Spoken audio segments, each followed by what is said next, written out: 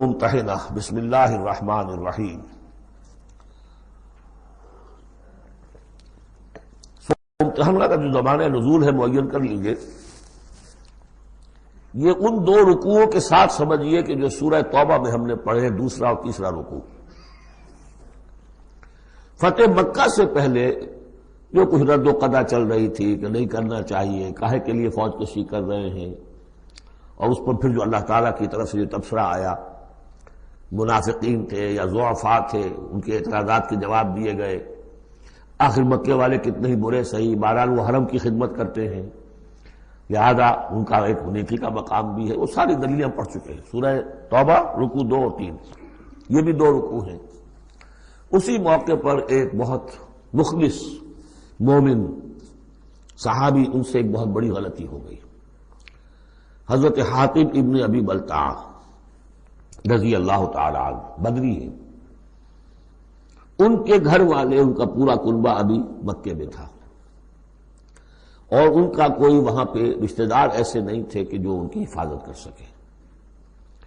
انہیں یہ اندیشہ ہوا کہ اگر واقعی اب جنگ ہو گئی اور اگر ہم جا رہے ہیں مکے پر چڑھائی کرنے کے لیے، تو پھر یہ ہے کہ مکے میں جو مشرکین ہیں، کفار ہیں، وہ میرے بچوں کو، میرے گھر والوں کو شدید نقصان پہنچا سکتے ہیں، لہٰذا میں ان کے ساتھ کوئی نیکی کروں تاکہ میرے اس احسان کو پیش نظر رکھ کر وہ میرے گھر والوں کا لحاظ کریں۔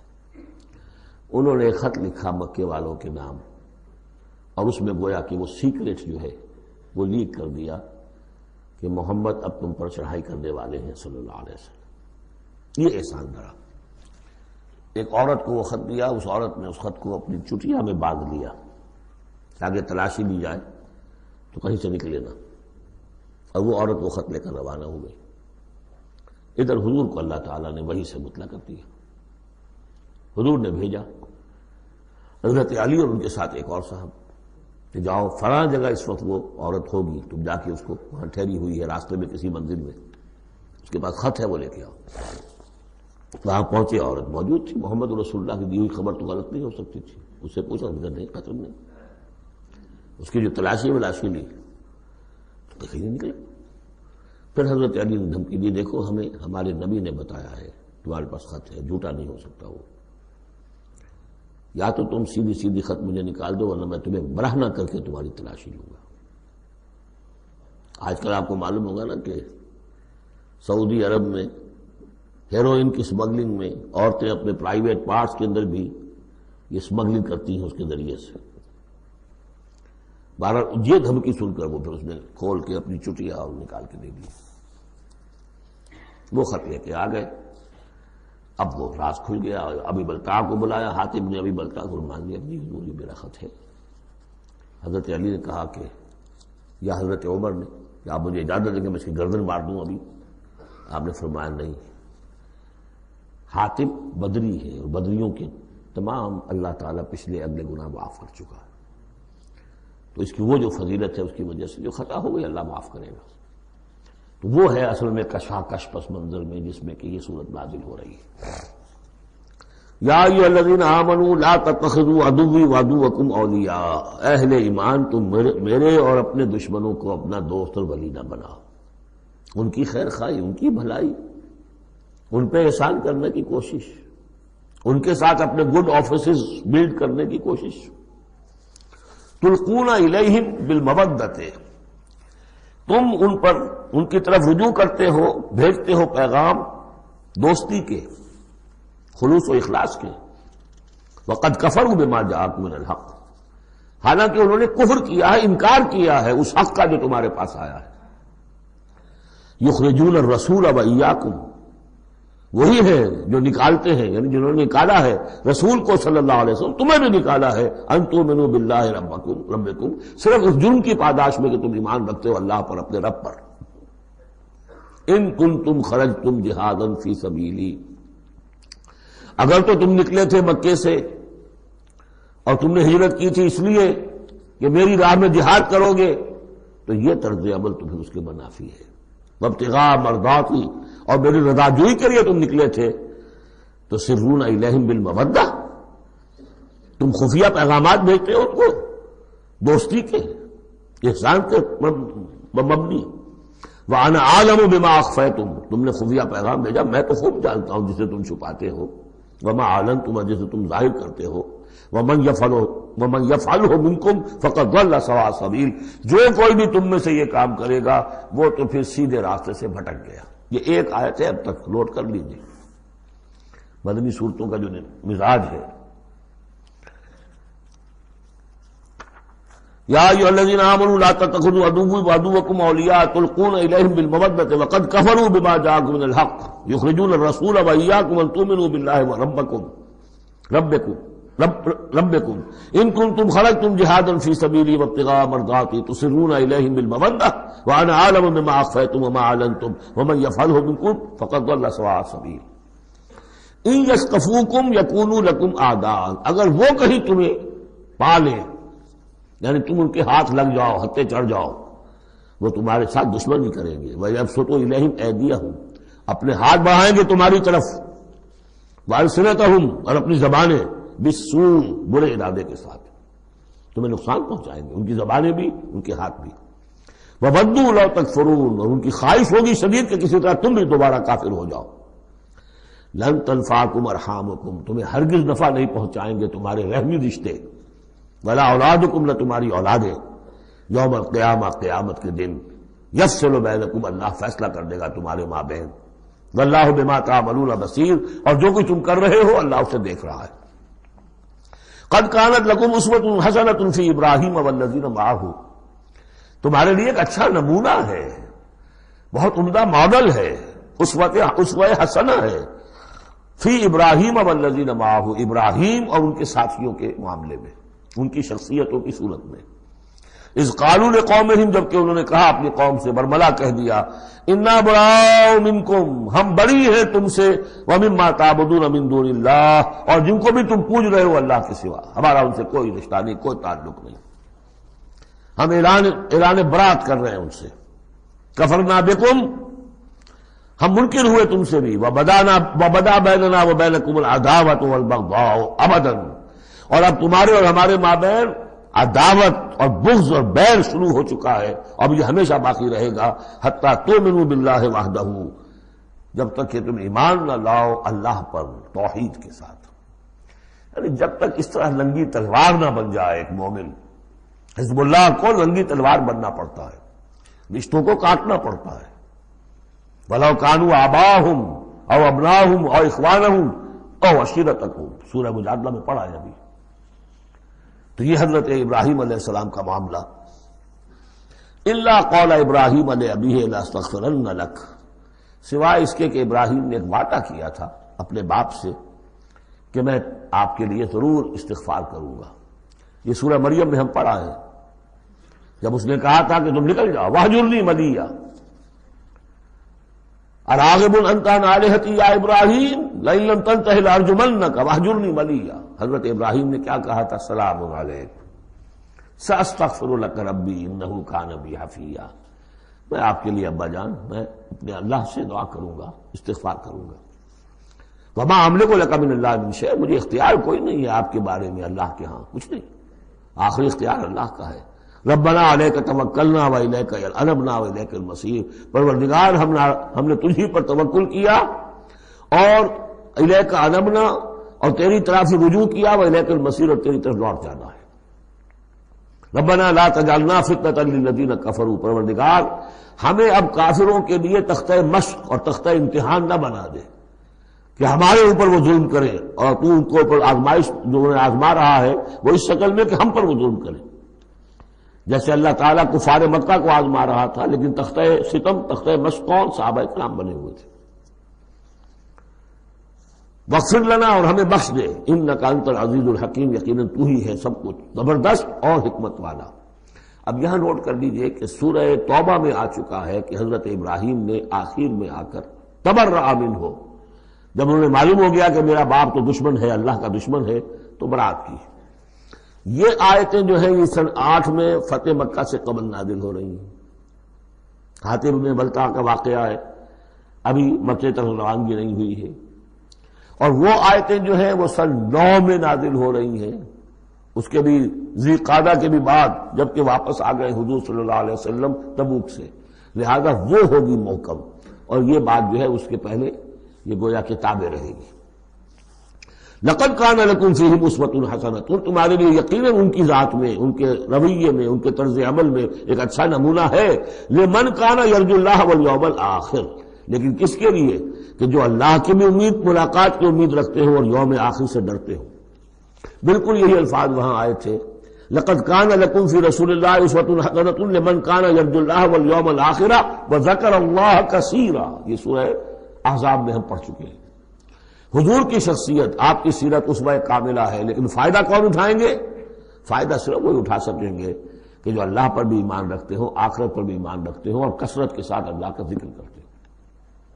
اسی طریقے سے یہاں لقد کان لکم فیہم اسوۃ حسنۃ لمن کان یرجو اللہ والیوم الآخر ومن یتولی فإن اللہ هو الغنی الحمید، اور جو منہ پھیر لے، پیٹھ موڑ لے، اللہ غنی ہے، حمید ہے، اللہ کو کسی کی پرواہ نہیں، کوئی احتیاج نہیں۔ اب آخری مسئلہ آ رہا ہے خاص طور پر بعض خواتین کا۔ ہوا یہ تھا کہ صلح حدیبیہ میں طے ہو گیا تھا، جو سن 6 میں ہوئی، کہ مکے سے اگر کوئی مسلمان بھاگ کر جائے گا مدینے تو آپ کو واپس کرنا ہوگا، اور مدینے سے اگر کوئی مسلمان مرتد ہو کر واپس آئے مکے تو ہم واپس نہیں کریں گے، یہ شرط تھی، اور شرط مان لی تھی حضور نے۔ اس کے بعد معاملہ پیش آ گیا چند خواتین کا۔ اب ظاہر بات ہے کہ اب خواتین جو ہے ان میں سے کوئی مدینے آ گئی، مطالبہ ہوا ان کا واپس کریں، جو مسلمان تھی ایمان لے آئی تھی۔ حضور نے فرمایا نہیں، وہ مردوں پر بحث تھی، ساری گفتگو جو ہوئی تھی وہ رجال سے متعلق تھی، نساء کی نہیں، لہذا ان کو واپس نہیں کیا جائے گا، اور نہیں کیا گیا۔ لیکن یہ کہ اب جو وہاں سے خواتین آ رہی ہیں، کہہ رہی ہیں کہ ہم تو صاحب ایمان ہیں، اس لیے ہم ہجرت کر کے مکے سے آ گئی ہیں یہاں۔ اندیشہ یہ تھا کہ ان میں کہیں جاسوس نہ آ رہے ہوں، مکے والے جو ہیں ان کے ذریعے سے کچھ اسکینڈلائز نہ کریں ہماری سوسائٹی کو، کچھ کہہ نہیں سکتے، لہذا ان کا معاملہ کیا کیا جائے۔ پھر یہ کہ ان کے شوہر تو وہاں ہیں، شادی تو وہاں ہوئی ہوئی ہے ان کی، تو آیا یہ اب یہاں مسلمانوں کے لیے حلال ہے اس درجے میں کہ وہ ان سے نکاح کر سکیں، یا وہ رشتہ برقرار رہے گا؟ کافر جو ہے ان کی بیویاں یہ مسلمان ہو گئی، یہ آ گئی۔ تو یہ مسائل تھے خواتین کے کہ جن کو اس رکوع میں سورہ ممتحنہ کے اور آخر میں پھر خواتین کی بیعت کا تذکرہ ہے اس میں، اور یہ میں سمجھتا ہوں کہ اللہ تعالیٰ کی طرف سے کمپنسیشن ہوتی ہے۔ جیسا کہ میں نے بتایا تھا کہ باپ اور ماں میں فرق یہ رکھا گیا، قانونی طور پر باپ کا پلڑا بھاری ہے، باپ طلاق دے سکتا ہے ماں کو، ماں تو خلا ہی لے سکتی ہے، طلاق دے نہیں سکتی، اور اگر طلاق ہو جائے گی تو اولاد باپ کی شمار ہوگی، ماں کی نہیں، یہ قرآن کا قانون ہے۔ لیکن دوسری طرف ماں کی خدمت 3 درجے زیادہ ضروری ہے باپ سے، خدمت میں 3 درجے فائق رکھ دیا ماں کو، اور کہا کہ جنت اس کے قدموں تلے۔ تو کمپنسیشن ہوتی ہے، کسی ایک جگہ پر کمی ہے تو دوسری جگہ اس کو، اسی کا نام بیلنس ہے۔ یہ ترازو کے یہ دونوں جو ہیں، اگر بازو جو ہیں یہ برابر ہے تو ایک سیر ادھر ڈالیں گے، ایک سیر ادھر ڈالیں گے، ترازو کی ڈنڈی سیدھی رہے گی۔ ایک چھوٹا ہے ایک بڑا ہے تو چھوٹے میں اب کم ڈالنے سے، اور چھوٹے میں زیادہ ڈالنا پڑے گا اور بڑے میں کم، تب وہ تو یہ بیلنس تو تب ہوگا کہ وہ جو کمی ہے اس کو پیش نظر رکھیں۔ یہ ہے معاملہ کہ جو یہاں پہ بیان ہوا، وہ بیلنس کیا کیا اللہ تعالیٰ نے۔ مردوں کی بیعت کا قرآن میں ذکر ہے، اس کا متن قرآن میں کہیں نہیں ہے۔ بیعت عقبہ اولیٰ کا کیا متن تھا، بیعت عقبہ ثانیہ کا متن کیا تھا، کیا بیعت لی تھی، کیا الفاظ تھے، بیعت رضوان کے موقع پہ کیا جو الفاظ کا تھے، کہیں نہیں، قرآن میں نہیں، احادیث میں مل جائیں گے۔ خواتین کی بیعت کو یہ فضیلت دے دی کہ اس کا پورا متن بھی قرآن مجید میں موجود ہے۔ فرمایا عسى الله ان يجعل بينكم وبين الذين، ابھی وہ مسئلہ ابھی چل رہا ہے، وہ خواتین کا مسئلہ بعد میں آئے گا۔ عسى الله ان يجعل بينكم وبين الذين عاديتم منهم مودة، ہو سکتا ہے مسلمانوں کہ جو تمہارے اور جن کے مابین دشمنی پڑ گئی ہے، اللہ تعالیٰ تمہارے مابین پھر دوستی پیدا کر دے۔ کیسے پیدا کر دے؟ وہ ایمان لے آئے، فإخوانكم في الدين، اور کوئی زیادہ دور تو نہیں تھا اب مرحلہ۔ فتح مکہ کے بعد سن 9 میں وہ آیات آئیں کہ 4 مہینے کی مہلت ہے، اس میں ایمان نہیں لاؤ گے تو گردنیں اڑا دی جائیں گی، سب کے سب لوگ ایمان لے آئے تو اب ہو گئے بھائی اخوانکم فی الدین۔ عسى الله ان يجعل بينكم وبين الذين عاديتم منهم مودة والله قدير والله غفور رحیم، اللہ ہر شے پر قادر ہے اور غفور ہے اور رحیم ہے۔ لا ينهاكم الله عن الذين لم يقاتلوكم، اللہ تعالیٰ تمہیں ان لوگوں سے نہیں روکتا کہ جنہوں نے تم سے کبھی جنگ نہیں کی، فی الدین، دین کے معاملے میں، ولم یخرجوکم من دیارکم، اور نہ تمہیں نکالا تمہارے گھروں سے، ان تبروہم وتقسطوا الیہم، کہ تم ان کے ساتھ کوئی بھلائی کرو یا انصاف کا معاملہ کرو۔ جہاں بھی ولایت کا معاملہ نہیں ہے، کافر کو ولی نہیں بنایا جا سکتا، پشت پناہ، مددگار، حمایتی، قلبی محبت نہیں ہو سکتی، لیکن کوئی نیک سلوک کرنا، کوئی بھلائی کرنا، اس میں کوئی اعتراض نہیں، کافروں کے ساتھ کرو۔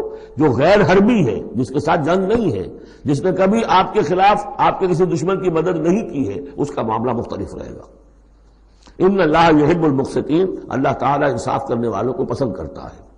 انما ینہاکم اللہ عن الذین قاتلوکم فی الدین، تمہیں اللہ روک رہا ہے ان سے کہ جنہوں نے تم سے جنگ کی ہے دین کے معاملے میں، دین کی وجہ سے، واخرجوکم من دیارکم، نکالا ہے تمہیں تمہارے گھروں سے، وظاہروا علی اخراجکم، اور انہوں نے گٹھ جوڑ کیا ہے تمہارے نکالنے پر، ایک دوسرے کی مدد کی ہے، ان تولوہم، کہ تم ان کے ساتھ ولایت، باہمی ولایت، باہمی کا رشتہ قائم کرو، اس سے روکا ہے۔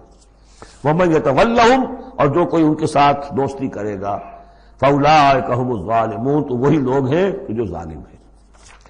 یا ایھا الذین آمنوا، یہاں سے اب خواتین کا معاملہ، یا ایھا الذین آمنوا اذا جاءکم المؤمنات مہاجرات، اہل ایمان جب تمہارے پاس آئیں مومن خواتین ہجرت کر کے، فامتحنوہن، تو ان کا ذرا امتحان لے لیا کرو، دیکھ بھال کر لیا کرو یہ واقعی مومن ہے، کچھ تھوڑی سی انٹروگیشن ہو، سرسری سی اندازہ ہو جائے، لیکن اللہ اعلم بایمانہن، باقی یہ کہ اللہ تعالیٰ بہتر جانتا ہے کسی کے دل میں ایمان ہے یا نہیں ہے، آپ کے لیے ناممکن ہے کہ آپ اس کی صحیح تفتیش کر سکیں، تاہم پھر بھی کسی درجے میں ایک احتیاطی تدبیر اختیار کرو کہ دیکھ لیا کرو کہ وہ واقعتاً ایمان والی ہے۔ فَإِنْ عَلِمْتُمُوهُنَّ مُؤْمِنَاتٍ، پھر اگر تم دیکھو کہ وہ مومن ہے، واقعتاً مومن ہے، فَلَا تَرْجِعُوهُنَّ إِلَى الْكُفَّارِ، تو اب انہیں لوٹاؤ نہیں کفار کی طرف، لَا هُنَّ حِلٌّ لَهُمْ، نہ وہ اب ان کافروں کے لیے حلال رہی ہیں، وَلَا هُمْ يَحِلُّونَ لَهُنَّ، نہ وہ ان کے لیے حلال ہے۔ وَآتُوهُمْ مَا أَنفَقُوا، جو کچھ انہوں نے خرچ کیا تھا، مہر دیا تھا، وہ لوٹا دو، یہاں سے دے دو، بھجوا دو۔ فلاں کافر، اس کی بیوی مسلمان ہو گئی، یہاں آ گئی ہے، اب یہاں تعلق ازدواج ختم ہوا، جو مہر تم نے دیا تھا وہ واپس کر رہے ہیں۔ دیکھیے یہ ہے عدل و انصاف۔ جیسے کہ حضرت خالد بن ولید نے ایک موقع پر، جبکہ شام کے محاذ پر ذرا پیچھے ہٹنا پڑا، غالباً ابو عبیدہ کا معاملہ تھا رضی اللہ تعالی عنہما، تو ایک شہر جس سے کہ جزیہ لے لیا گیا تھا، پھر چونکہ وہاں سے پسپائی جو ہے ٹیکٹیکل موو کے طور پر وہاں سے پیچھے ہٹنا پڑا، تو وہ سارا جزیہ واپس کر دیا۔ ہم جا رہے ہیں، اب آپ لوگوں کی حفاظت کا ذمہ ہم نہیں لے سکتے، ذمہ کا مطلب ہے ہمیں آپ کی حفاظت کی ذمہ داری پوری کرنی تھی، نہیں کر سکتے، یہ رقم واپس۔ اور دھاڑے مار مار کر وہ روئے کہ یہ لوگ فرشتہ لوگ یہ جا رہے ہیں ہمیں چھوڑ کر۔ تو یہاں بھی کہا جا رہا ہے کہ وہ کافر ہیں، لیکن یہ کہ ان کے جو انہوں نے مہر وغیرہ دیا ہوا ان مسلمان عورتوں کا واپس کر لوٹا دو۔ وَلَا جُنَاحَ عَلَيْكُمْ أَن تَنكِحُوهُنَّ إِذَا آتَيْتُمُوهُنَّ أُجُورَهُنَّ، اور اے مسلمانوں تم پر کوئی حرج نہیں ہے، کوئی گناہ نہیں ہے کہ تم اب ان خواتین سے نکاح کر لو جبکہ تم انہیں ان کے مہر ادا کر دو۔ وَلَا تُمْسِكُوا بِعِصَمِ الْكَوَافِرِ، اور اگر تمہاری بیویاں وہاں ہیں، کوئی رہ گئی ہیں ابھی کفر پہ ہیں، تو تم بھی ان کے ناموس کو اپنے قبضے میں نہ رکھو، یعنی انہیں طلاق دے دو، انہیں فارغ کر دو کہ ہمارا تم سے کوئی تعلق نہیں۔ وَاسْأَلُوا مَا أَنفَقْتُمْ، اور ان سے مانگ لو جو بھی تم نے ان کو دیا تھا مہر کے طور پر، جب ہمارے اور تمہارے درمیان وہ رشتہ ختم ہوا میرا مہر واپس کرو۔ وَلْيَسْأَلُوا مَا أَنفَقُوا، جو انہوں نے خرچ کیا تھا وہ مانگ لیں، جو یہاں مسلمان عورتیں آ گئی ہیں ان کا مہر لوٹا دیا جائے۔ ذالکم حکم اللہ یحکم بینکم، یہ اللہ کا حکم ہے اور اللہ تمہارے مابین فیصلہ کر رہا ہے۔ واللہ علیم الحکیم، اللہ سب کو جاننے والا ہے، کمال حکمت والا۔ وَإِنْ فَاتَكُمْ شَيْءٌ مِّنْ أَزْوَاجِكُمْ، اور اگر کوئی چیز جاتی رہے تمہارے ہاتھ سے تمہاری بیویوں کے معاملے میں، یعنی مسلمان مرد ہجرت کر کے آ گیا، بیوی اس کی وہاں پر ہے اور وہ کافرہ ہے، مشرکہ ہے، اور اس سے وہ کہتا ہے میرا مہر واپس کرو، وہ نہیں کرتی، وہ مہر واپس نہیں کر رہی، اسے یہاں پہ نکاح کرنے کے لیے مہر ادا کرنا پڑے گا، اس کے پاس پیسے نہیں۔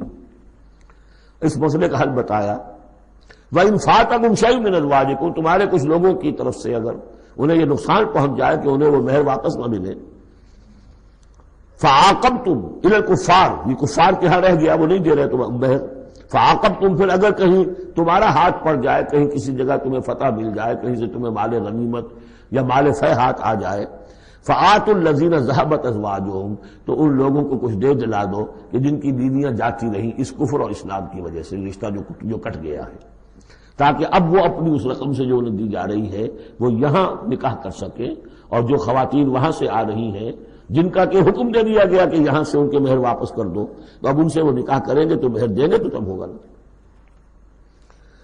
فَآتُوا الَّذِينَ ذَهَبَتْ أَزْوَاجُهُمْ مِثْلَ مَا أَنفَقُوا وَاتَّقُوا اللَّهَ الَّذِي أَنتُم بِهِ مؤمنون، اور اس اللہ کا تقوی اختیار کرو جس پر کہ تمہارا ایمان ہے۔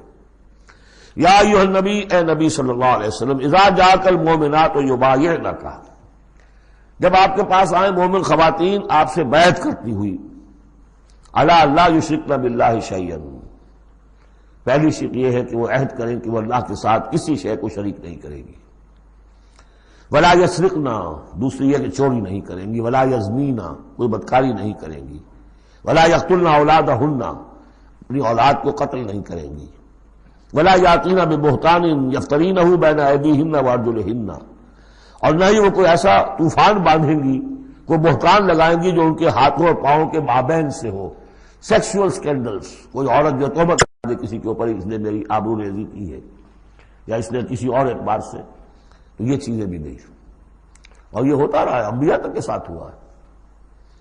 ولا یعصینک فی معروف، اور آخری بات یہ اس بیعت کے اندر کہ جو بھی آپ بھلی بات ان سے کہیں گے اس کے اندر آپ کی نافرمانی نہیں کریں گے۔ یہ ہے آرٹیکلز آف بیع خواتین کے لیے۔ فبایعہن، تو اے نبی ان کی بیعت قبول کر لیجئے، انہیں بیعت کر لیجئے اپنے سے، واستغفر لہن اللہ، اور ان کے ساتھ ان کے لیے اللہ تعالیٰ سے استغفار کیجئے۔ ان اللہ غفور الرحیم، یقیناً اللہ غفور الرحیم ہے۔ اب یہاں نوٹ کر لیجئے کہ جو بیعت مردوں سے لی گئی بیعت عقبہ ثانیہ، بیعت عقبہ اولیٰ جو تھی وہ تقریباً یہی تھی، اسی لیے اس کو بیعت النساء بھی کہتے ہیں، پہلی بیعت۔ ابھی جو ہے وہ کوئی ایسی شکل سامنے نہیں تھی کہ کوئی جماعتی تشکیل ہو رہی ہو، جماعت بنانی ہو، اور ہمارے ہاں جو بھی صوفیاء ہیں جو بیعت لیتے ہیں وہ بھی تقریباً اسی کو دلیل بناتے ہیں، بیعت عقبہ اولیٰ اور بیعت النساء، وہ اسی بات کا عہد لیتے ہیں، شرک نہیں کروں گا، یہ نہیں کروں گا، چوری نہیں کروں گا، نیکی کے کام کروں گا، وغیرہ وغیرہ۔ تو صوفیاء کی بیعت، خواتین کی بیعت اور بیعت عقبہ اولیٰ تقریباً یہ ہے۔ لیکن وہ بیعت جس سے کہ جماعتی زندگی وجود میں آئی وہ بیعت عقبہ ثانیہ ہے۔ حضرت عبادہ بن ثابت رضی اللہ تعالیٰ عنہ سے اس کی پورا اس کا ٹیکسٹ جو ہے وہ موجود ہے، متفق علیہ حدیث ہے، جس کو بخاری میں بھی ہے مسلم میں بھی ہے۔ بایعنا رسول اللہ صلی اللہ علیہ وسلم، وہ فرماتے ہم نے بیعت کی تھی اللہ کے رسول سے صلی اللہ علیہ وسلم، علی السمع، آپ کا ہر حکم سنیں گے، اطاعت کریں گے، فی العسر، تنگی، والیسر، اور آسانی میں بھی، والمنشط، اس حالت میں بھی کہ ہماری طبیعتوں میں انشراح ہو کہ ہاں یہ کام واقعتاً بہت مفید ہے، صحیح ہے، والمکرہ، اور اس حالت میں بھی کہ ہمیں اپنی طبیعتوں پر جبر کرنا پڑے، ہمیں اس فیصلے کے ساتھ اتفاق نہ ہو، وعلی اثرۃ علینا، اور اس کے باوجود کہ دوسروں کو ہم پر ترجیح دے دی جائے۔ ترجیح دے دی جائے کس بات میں؟ آپ امیر بنا رہے ہیں فلاں شخص کو، یہ تو ابھی نوبارد ہے، ابھی آیا ہے، ابھی شامل ہوا ہم میں، اور ہم پرانے آپ کے ساتھی ہیں، نہیں، پریروگیٹو ہے یہ آپ کا، جس کو چاہیں امیر بنائیں۔ وعلی اللہ نضال الامر اہلہ، جنہیں آپ ذمہ دار بنائیں گے ان سے ہم جھگڑیں گے نہیں، ان سے لڑیں گے نہیں، ان کی اطاعت کریں گے۔ من اطاعنی فقد اطاع اللہ ومن عصانی فقد عصی اللہ ومن اطاع امیری فقد اطاعنی ومن عصی امیری فقد عصانی۔ وعلی ان نقول بالحق اینما کنا، آخری شق یہ کہ ہم حق بات ضرور کہیں گے جہاں کہیں بھی ہوں گے، لا نخاف فی اللہ لومۃ لائم، ہم کسی ملامت کرنے والے کی ملامت کے خوف سے اپنی زبان بند نہیں کریں گے۔ یہ بیعت عقبہ ثانیہ جو ہے اس کو ہم نے تنظیم اسلامی میں اختیار کیا، ایک لفظ کا اضافہ کیا، ابایعک علی السمع والطاعۃ فی المعروف، حضور کی اطاعت مطلق تھی، جو حکم دیں گے، غلط دے نہیں سکتے، معصوم ہے۔ حضور کے بعد ابو بکر کی بیعت بھی مطلق نہیں تھی، مقید ہے، مشروط ہے، کتاب و سنت کے دائرے کے اندر یہ بیعت ہے، کیونکہ اس کے بعد حضور نے پہلی مرتبہ ایک تنظیمی ڈھانچہ قائم کیا کہ مدینے میں آپ نے 12 نقیب مقرر کر دیے۔ یہ تنظیمی شکل پہلی مرتبہ ہو رہی ہے آپ کی سیرت کے اندر۔ مکے میں تو چونکہ آپ خود موجود ہیں اور سب صحابہ وہیں ہیں، چھوٹا سا شہر ہے، تو کسی تنظیمی سانچے کی اور ڈھانچے کی اور لمبی چوڑی چین جو ہے بنانے کی ضرورت ہی نہیں۔ اب مدینہ دور ہے، وہاں کے کچھ لوگ 9 خزرج میں سے اور 3 اوس میں سے آپ نے نقیب بنائے، اب ان کی ذمہ داری بنی۔ اس طرح جماعتی تنظیم جو بنی ہے وہ اس بیعت پر بنی ہے۔ البتہ چونکہ خواتین کا معاملہ یہ ہے کہ جماعتی جدوجہد جو آگے چل رہی ہے اس میں جہاد اور قتال کے جو مراحل آنے ہیں اس میں خواتین کا حصہ بالواسطہ ہے، بلا واسطہ نہیں ہے، ڈائریکٹ نہیں ہے۔ وہ بیعت ان سے نہیں دی گئی، بلکہ یہی بیعت لی گئی ہے کہ اس کے اندر یہ افعال ہیں، یہ نہیں کریں گے، اور یہ کہ ہاں جو امیر ہیں حضور صلی اللہ علیہ وسلم جو بھی حکم دیں گے، جو بھلائی کا حکم ہوگا اس میں اور ان کی نافرمانی نہیں کریں گے۔ اس کو ہم نے تنظیم میں خواتین کی بیعت کے لیے بعین ہی یہی الفاظ اختیار کیے، اور واقعہ یہ کہ اس کا بہت ایک اہم پہلو یہ ہے کہ چاہے خواتین کو وہ دوسرے کام نہیں کرنے جو مردوں والے ہیں، جنگ میں جانا ہے یا کوئی اور مسئلہ ہے، لیکن ایک سینس آف بلانگنگ ہو جاتی ہے کہ ایک گروہ کے ساتھ ہونا، کونوا مع الصادقین، کوئی ہے جس کے ساتھ آپ نے اپنے آپ کو آئیڈینٹیفائی کیا، جماعتی زندگی ہے اور اس کے تحت ایک کام ہو رہا ہے، اس کی برکتیں جو ہیں، جو آپ نے فرمایا گیا، جو حضور نے فرمایا، یہ حضرت عمر کا قول ہے، اثر ہے، لا اسلام الا بالجماعہ ولا جماعہ الا بالامارہ ولا امارہ الا بالسماع ولا سماع الا بالطاعہ۔ کوئی اسلام نہیں ہے بغیر جماعت کے، کوئی جماعت نہیں بغیر عمارت کے، کوئی عمارت نہیں بغیر جب حکم سننے کے، اور سننے کا کوئی فائدہ نہیں ہے تک مانا نہ جائے۔ حضور نے فرمایا علیکم بالجماعہ، ید اللہ علی الجماعہ، تم پر لازم ہے کہ جماعت کی شکل میں رہو، اور اللہ کی مدد اور تائید جماعت کے ساتھ ہوتی ہے۔ اور اس جماعت سازی کے لیے جو مسنون اور منصوص اور معصور بنیاد ہے وہ ہے بیعت، جس کو ہم نے چھوڑ دیا۔ دوسرے طریقے جو ہے جماعت سازی کے، دستور ہو، دستور کے مطابق پھر قوانین ہو، بائی لا، یہ بھی حرام نہیں ہے، یہ بھی مباح ہے، لیکن مباح ہونا اور بات ہے، اور منصوص ہونا، مسنون ہونا، معصور ہونا یہ بالکل اور بات ہے، زمین و آسمان کا فرق ہے۔ بہرحال ہم نے تنظیم اسلامی میں اس بیعت کے نظام کو اختیار کیا۔ اللہ کا شکر ہے کہ جو ایک انسٹیٹیوشن اسلام کا بالکل ختم ہو گیا تھا، ڈیڈ، مطلوب، ہم نے اسے زندہ کیا ہے۔ آخری آیت ہے، یا ایھا الذین آمنوا لا تتولوا قوما غضب اللہ علیہم، اہل ایمان ان کو لوگوں کے ساتھ دوستی نہ کرو جن پر اللہ کا غضب ہے۔ جہاں سے یہ صورت شروع ہوئی تھی، اختتام پر پھر وہی بات آ گئی، قد یئسوا من الآخرہ، یہ آخرت سے مایوس ہو چکے ہیں، کما یئس الکفار من اصحاب القبور، جیسے کہ کفار مایوس ہو چکے ہیں اصحاب قبور میں سے۔ اس کے 2 معنی دیے گئے ہیں، جیسے کفار جو قبر میں ہیں ان پر تو حقیقت واضح ہو چکی ہے نا، عالم برزخ میں جب پہنچ گئے تو انہیں معلوم ہے، اب حقائق منکشف ہو گئے، جیسے وہ مایوس ہو گئے ہیں کہ ان کے لیے اب کوئی راستہ نہیں، اللہ کے عذاب سے بچنے کی کوئی شکل نہیں۔ یا یہ کہ جیسے یہ کفار مایوس ہو گئے ہیں کہ جو قبر میں چلا گیا اس کا کوئی باعث بعد الموت نہیں ہے، اس کو دوبارہ اٹھا جانا نہیں ہے۔ دونوں امکانات، دونوں ترجمے کیے گئے ہیں، تو تم ان لوگوں کی طرح نہ ہو جاؤ جو مایوس ہو چکے ہیں یہ لوگ اللہ کی رحمت سے۔